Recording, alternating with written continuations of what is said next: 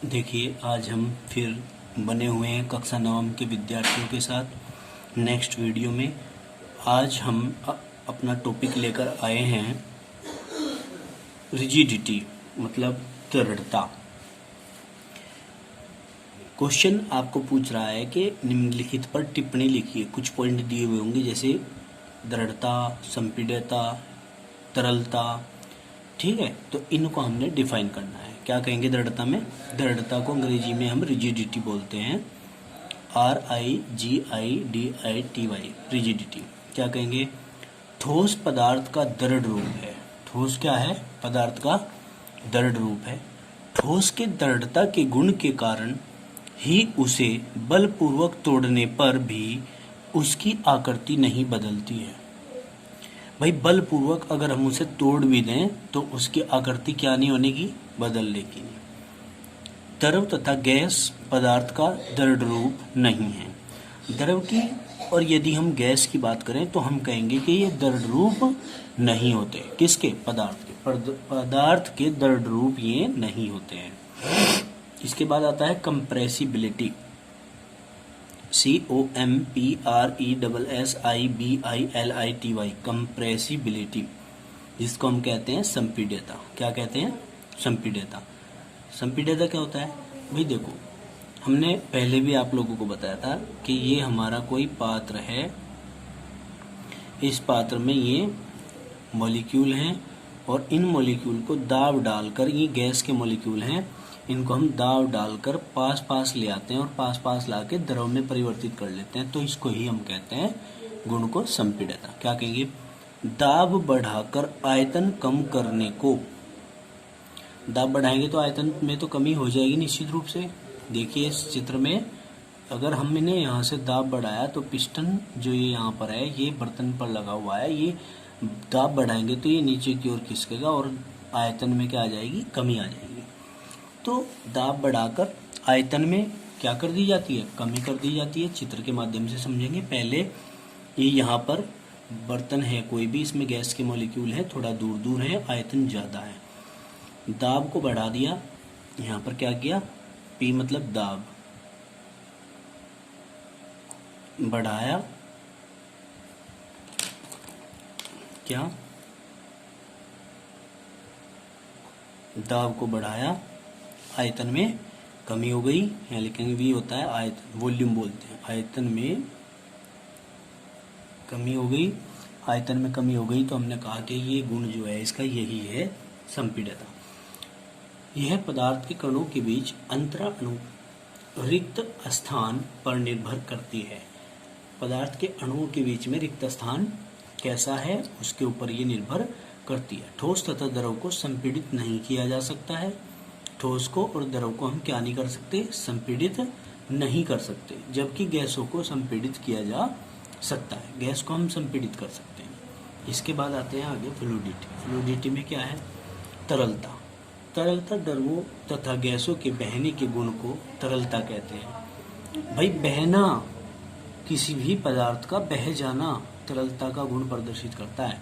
हमने कहा द्रवों तथा गैसों के बहने के गुण को तरलता कहते हैं। पदार्थों का तरल रूप द्रव तथा गैस है, इसलिए हमने क्या कहा कि द्रव और गैस बह सकते हैं। क्या कर सकते हैं? बह सकते हैं। इनमें बहने का गुण होता है। अब देखिए कक्षा 9 के विद्यार्थियों को यहाँ पर इसी टॉपिक के बीच में कुछ तत्वों का ज्ञान कराया गया है। नंबर 1 हाइड्रोजन होता है, नंबर 2 हीलियम होता है, 3 पर लिथियम होता है, 4 पर बेरिलियम होता है। ये इनके यहाँ पर प्रतीक लिखे हुए हैं। क्या प्रतीक?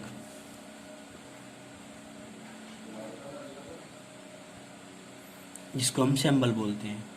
6 नंबर पर कार्बन होता है C, 7 नंबर पर नाइट्रोजन होता है N, 8 नंबर पर ऑक्सीजन होता है O, 9 नंबर पर फ्लोरीन होता है F और 10 नंबर पर नियोन होता है Ne।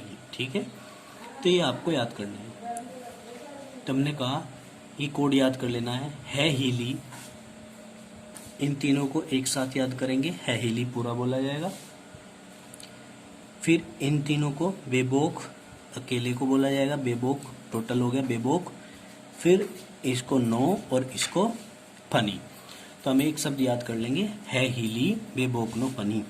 है नंबर 1, ही नंबर 2, ली नंबर 3, बे 4, बो 5, के 6, ने 7, ऑक्सीजन का 8 नंबर पर आएगा, ओ से ऑक्सीजन, एफ से फ्लोरीन 9 नंबर और 10 पर नियोन होगा। ये नीचे आपको एलिमेंट्स के रूप में यहाँ पर दर्शाए गए हैं। तो हमने कहा, क्योंकि अपने पॉइंट पर लोड कराते हैं, हमने कहा था कि द्रव रूप तथा गैस रूप पदार्थों के तरल रूप होते हैं, इसलिए द्रव तथा गैस को बर्तन में रखा जाता है। गैस बर्तन को पूरा घेर लेती है, जबकि द्रव बर्तन के निम्न भाग को ही घेरता है। किसको? निम्न भाग को ही घेरता है। क्लियर हुई बात? अब आगे चलते हैं। बर्तन में गैस का भरना।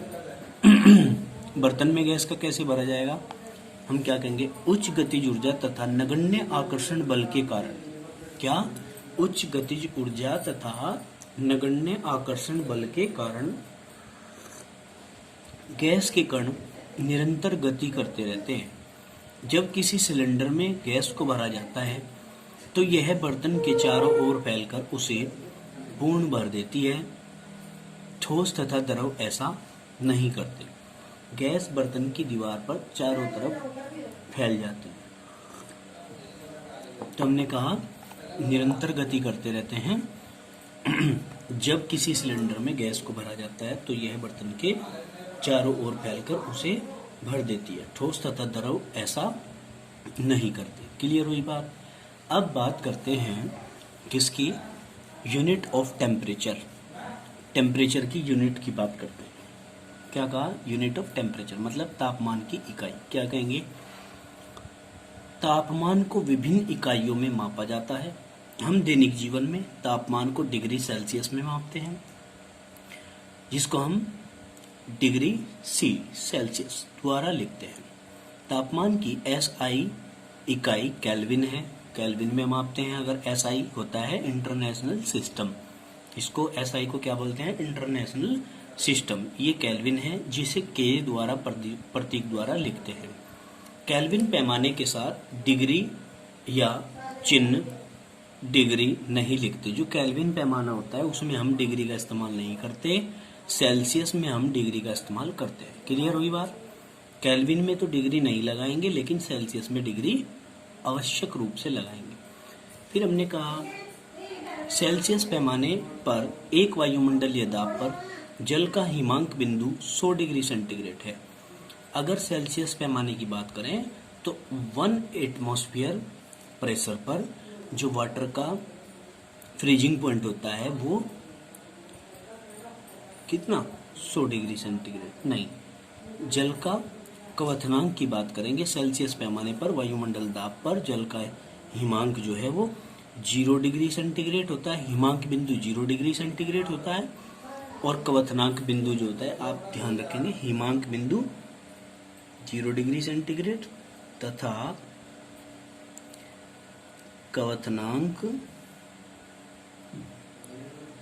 बिंदु 100 डिग्री सेंटीग्रेड होता है। ये बात आप आवश्यक रूप से ध्यान रखेंगे। फिर कहेंगे केल्विन तथा सेल्सियस पैमाने में संबंध क्या होता है?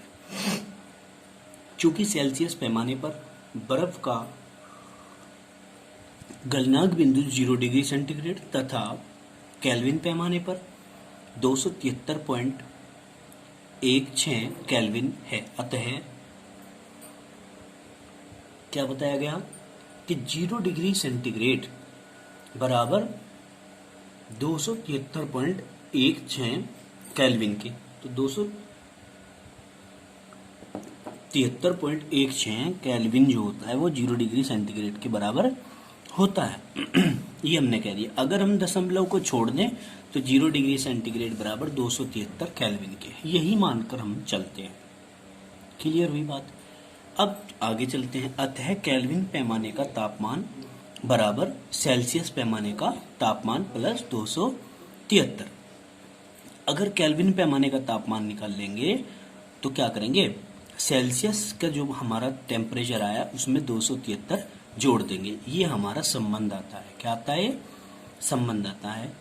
अब देखिए, इस संबंध का उपयोग सेल्सियस पैमाने को केल्विन पैमाने में बदलने या केल्विन तापमान को सेल्सियस तापमान में बदलने के लिए किया जाता है। ठीक है, दो चीजें हैं, केल्विन को सेल्सियस में और सेल्सियस को केल्विन में बदलने के लिए इस पैमाने का हम प्रयोग करते हैं।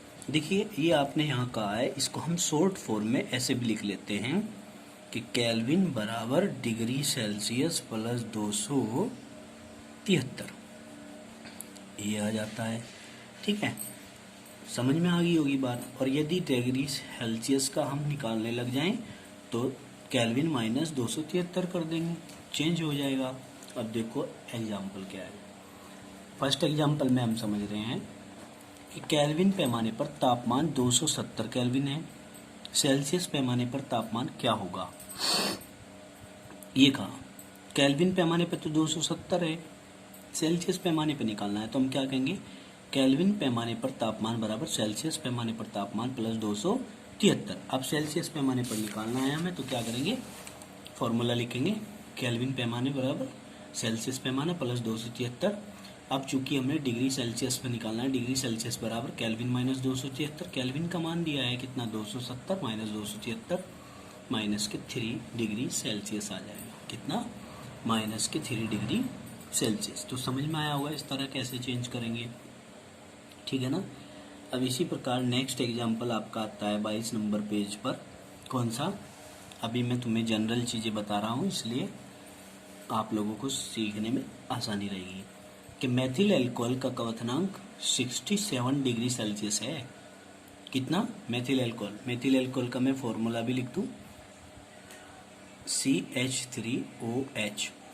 मेथिल एल्कोहल का क्वथनांक मतलब जिस टेम्परेचर पर ये उबल जाती है 67 डिग्री सेंटीग्रेड है, इसका केल्विन पैमाने पर क्वथनांक कितना होगा। तो सीधा सा रखना है हमने, मेथिल एल्कोहल का क्वथनांक 67 डिग्री सेंटीग्रेड दिया है, केल्विन पे निकालना, केल्विन बराबर कितना, डिग्री सेल्सियस प्लस 273। और केल्विन बराबर डिग्री सेल्सियस का वैल्यू कितना दिया है, मेथिल एल्कोहल का क्वथनांक डिग्री सेल्सियस में दिया ना, इससे देखना है इसके पीछे क्या लिख रहा है। डिग्री सेल्सियस लिख रहा है तो हम 67 प्लस 273 इक्वल टू कितना आ जाएगा, 273 को प्लस करेंगे इसमें 67 में 340 केल्विन आ जाएगा। समझ में आई बात, ये आंसर आ जाएगा आपका। अब देखिए, ठोस रूप होता है बर्फ, ठीक है, ये द्रव है, ये गैस का रूप होता है वाष्प। द्रव को अगर हम जमा दें, हिमांक लिखा हुआ है, हिमांक का मतलब होता है बर्फ बनाना, जमाना। द्रव को 0 डिग्री सेंटीग्रेड पर बदलेंगे तो बर्फ बन जाएगा। अगर द्रव को 0 डिग्री सेंटीग्रेड पर हम बदलेंगे तो बर्फ बन जाएगा, और ये 0 डिग्री सेंटीग्रेड इसका हिमांक बिंदु कहलाता है। यदि द्रव को गर्म करेंगे और 100 डिग्री सेंटीग्रेड पर गर्म करेंगे तो वो वाष्प में बदल जाएगा, वाष्प होती है गैस। ठीक है, तो ये जो 100 डिग्री सेंटीग्रेड आया है ये इसका क्वथनांक बिंदु आता है। क्या आता है, क्वथनांक बिंदु। क्लियर। तो आज तक के लिए वीडियो में इसमें हम इतना ही पढ़ेंगे, बाकी 23 पेज को हम लेकर चलेंगे नेक्स्ट वीडियो में आप लोगों के साथ में कुछ एग्जाम्पल्स के साथ। ठीक है, धन्यवाद।